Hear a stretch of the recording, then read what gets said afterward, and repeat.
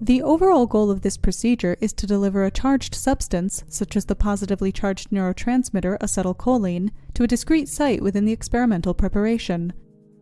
This is accomplished by preparing micropipettes from glass capillary tubes using a horizontal micropipette puller, backfilling the micropipettes with acetylcholine, and securing the micropipette in a micromanipulator. The micropipette tip is then positioned adjacent to a site of interest, while a negative retaining current is set to prevent leakage of acetylcholine. Acetylcholine is ejected from the micropipette by applying a positive current at a defined intensity and duration while recording fluorescence and diameter responses in the microcirculation. The signals measure calcium fluorescence underlying endothelium-dependent vasodilation of arterioles controlling tissue blood flow. I'm Dr. Steve Segal. This method can be used to provide insight into the cellular signaling events that underlie blood flow control in arterioles. It can also be applied to neurophysiology to study synaptic transmission and the activation of ion channels. I'm Dr. Pooneh Bagher.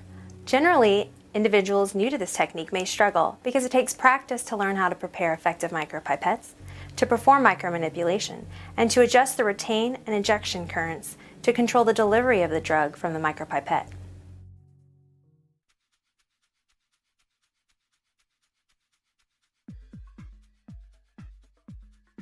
Begin by using a pipette puller to prepare Microiontophoresis micropipettes from borosilicate glass capillary tubes with an internal glass filament. A 5 mm taper is preferred to provide stiffness, whereas longer tapers are more flexible. Next, secure a backfill needle attached to a 0.2 micrometer filter onto a syringe containing 1 molar acetylcholine chloride dissolved in 18.